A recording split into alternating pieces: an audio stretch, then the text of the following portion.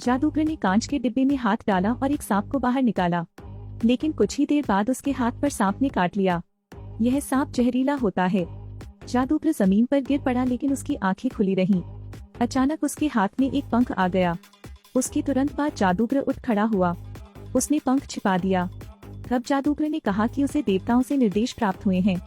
अब उसका शरीर दैवीय शक्ति से भर गया। एक आदमी आया जिसका एक पैर कटवाना पड़ा। जादूगर ने हल्के से उसकी छाती को छुआ और उसका पैर तुरंत बढ़ गया। जादूगर ने फिर से इस अंधे आदमी की आंखों पर पट्टी बांध ली। मैं इसे देखता हूँ। इस आदमी को लाल दाने हो गए हैं। डॉक्टरों का कहना है कि इसे ठीक नहीं किया जा सकता, लेकिन जैसे ही जादूगर ने उसे छुआ, वह तुरंत गायब हो गया। कुछ ही दिनों में बहुत से लोग जादूगरों की तलाश में आए। इसने नरकदूत जॉन कॉन्स्टेंटाइन का भी ध्यान आकर्षित किया। जॉन पर्यवेक्षकों की भीड़ में घुस गया, लेकिन उसे कुछ नहीं मिला, जब तक मैंने जादूगर को प्रार्थना करते हुए नहीं सुना। यह हनोकियन है। केवल देवदूत ही ऐसा कहते हैं। जॉन बेहद संशयवादी था। हालांकि जादूगरों के पास देवदूतीय शक्तियां होती हैं, क्योंकि इस प्रकार की दैवीय शक्ति बहुत प्रबल होती है। यहाँ तक कि देवदूत भी इसका अंधाधुंध उपयोग करने का साहस नहीं करते। हॉस्पिटल में डॉक्टर इस लड़के की जांच कर रहे हैं। फिल्म देखकर डॉक्टर हैरान रह गए। फिर डॉक्टर पैर की प्रतिक्रिया जांचने के लिए वापस आई। सब कुछ सामान्य लग रहा है। डॉक्टर ने टॉर्च चालू की और कान की ओर देखा, फिर दूसरी ओर देखा। अजीब बात यह है कि कमरे में एयर कंडीशनर अभी भी चालू था, लेकिन उन्हें लगातार पसीना आ रहा था। सभी सपने देखने वाले। ऐसा लगता है कि शव पर शैतान ने कब्जा कर लिया है। डॉक्टर ने कहा कि उस आदमी ने अपनी आंखें खोली। उसकी पुतलियां अचानक लाल हो गईं। उसने डॉक्टर को पीटा। कमरे की सभी लाइटें बुरी आत्माओं द्वारा क्षतिग्रस्त कर दी गई थीं। डॉक्टर उठ गया। वह जा चुका था। वह पीछे खड़ा है। उसका राक्षसी स्वभाव बढ़ गया था। कोई भी जीवित नहीं बचा। कुछ देर बाद पुलिस को मामले की रिपोर्ट करने के लिए फोन आया। पुलिस को वह राक्षसी लगा, इसलिए उन्होंने पूछने के लिए कार रोकी, लेकिन वह अचानक गायब हो गया। पुलिसकर्मी कार के पास लौटने ही वाला था कि उस पर झपट्टा मारा गया। वारदात को अंजाम देने के बाद वह जानवरों की तरह भाग गया। इस बिंदु पर जादूगर को अभी भी इसके बारे में पता नहीं है। वह अभी भी तालियों का आनंद ले रहा है, लेकिन जादूगर की पत्नी जिद पर अड़ी थी कि वह उसे छूने नहीं देगा। उन्होंने कहा कि पंखों की दिव्य शक्ति का उपयोग करने के लिए व्यक्ति को इसे समझना होगा, लेकिन जादूगर लोगों के उत्साह में डूबा हुआ था। वह जहाँ भी जाता है पंख लेकर जाता है। यह जानते हुए कि दूसरे आदमी ने किसी की हत्या कर दी, उसे कोई परवाह नहीं थी। ओझा ने कहा कि यह ईश्वर की इच्छा है। जॉन एक झील के पास आया। उसने देखा कि बहुत सारी मरी हुई मछलियाँ ऊपर तैर रही हैं। अंतर्ज्ञान ने जॉन से कहा, यह टिक नहीं सकता। जॉन ने जमीन पर एक अजीब जादुई आकृति बनाई। उसने फिर से एक थैला बाहर निकाला और उसके अंदर जो कुछ था उसे टुकड़े टुकड़े कर दिया। फिर फूंक मारने के लिए तीव्र बल का प्रयोग करें।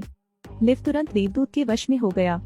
यह जॉन से कहीं अधिक शक्तिशाली देवदूत है। उन्होंने कहा कि वह ईश्वरीय योजना का खुलासा नहीं कर सकते। उन्होंने बस इतना कहा कि सुराग एक पेड़ की पत्तियों के नीचे था और फिर गायब हो गया, लेकिन वे जंगल में हैं। यह सुराग हाँ या ना में है। जॉन को लिव को हर जगह उसकी तलाश में ले जाना पड़ा। अप्रत्याशित रूप से एक पेड़ के नीचे उनकी मुलाकात एक और देवदूत से हुई। यह देवदूत भटककर मानव जगत में आ गया है, वो भी सिर्फ 2 पंखों के साथ। लेकिन वह एक समय स्वर्ग की रक्षा करने वाली सेना का हिस्सा थी। वह इस समय बहुत कमजोर है, क्योंकि उसने अपना दिव्य शक्ति पंख खो दिया है। उसे एक इकाई में बदलने के लिए मजबूर किया गया। यदि पंख नहीं मिले तो वह मर जाएगी। जॉन उसे एक अस्तबल में ले गया। सुनिश्चित करें कि सूर्य हमेशा उसके स्थान पर चमकता रहे। देवदूत ने कहा कि वह जादूगर की आत्मा को स्वर्ग ले जा रही थी जब वह दुर्घटनाग्रस्त हो गई। जॉन ने बाहर एक घेरा बनाया और तुरंत सड़क पर आ गया। वह जादूगर को ढूंढ लेता है, लेकिन उसकी शक्ति से चकित हो जाता है। अगले दिन लिव जादूगर के पास जाने के लिए आस्तिक होने का नाटक करता है। वह फेदर बैप्टिज्म लेने की योजना बना रही थी। जादूगर पास आया और लिव को पानी में धकेल दिया, लेकिन एक हाथ उसकी शर्ट के अंदर फिसल गया। पंख प्राप्त करने के बाद लिव ने उन्हें हराने के लिए अपनी शक्ति का उपयोग किया। अन्य विश्वासी भी जादूगर को पीटने के लिए दौड़ पड़े। सौभाग्य से जॉन समय पर आ गए। वह लिव और जादूगर को चर्च में ले गया। उसने दरवाजा बंद कर दिया, जिससे उसे समय निकालने में मदद मिली। जॉन को एहसास हुआ कि जादूगर बुरे लोग नहीं हैं। यह सिर्फ इतना है कि वह लोगों के पंथ में बहुत अधिक लीन है। इसी समय जादूगर ने चौंकाने वाली बात कही। पता चला कि उसने अपराध किया है और फिर भाग निकला। इस अपराध को नरक में भेजा जाना चाहिए। साबित करें कि देवदूत ने झूठ बोला था। वह कोई देवदूत नहीं बल्कि शैतान है। इसमें कोई आश्चर्य नहीं कि जो लोग सशक्त हैं वे हिंसक हो जाते हैं। जॉन तुरंत अस्तबल में लौट आया, लेकिन वहाँ समय नहीं था। उसकी पहचान उजागर हो गई है। वह जाने ही वाली थी, लेकिन बैरियर ने उसे रोक दिया। ऐसा लगता है जैसे मैंने जो अवरोध बनाया है वह तुम्हें रोक रहा है। उसकी योजना एक इकाई बनने, दुनिया पर राज करने की है।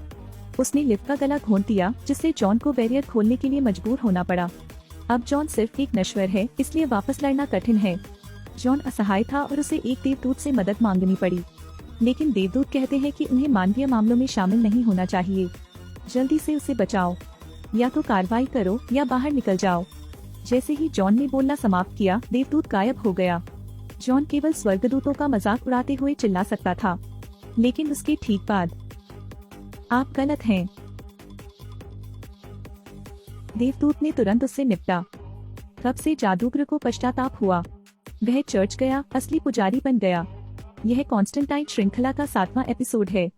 फिल्म की तुलना में चरित्र छवि मूल से अधिक मिलती जुलती है।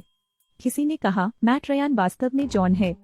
हालांकि सीरीज का प्रीमियर केवल एक सीजन के लिए हुआ था, लेकिन यह अचानक बंद हो गया है। लेकिन मैट रयान का जॉन कॉन्स्टेंटाइन का संस्करण अभी भी डीसी लेजेंड्स ऑफ टुमारो में सीजन 4 से 6 तक दिखाई दे रहे हैं। अगर आप भी उनसे प्यार करते हैं तो ये फिल्म जरूर देखें।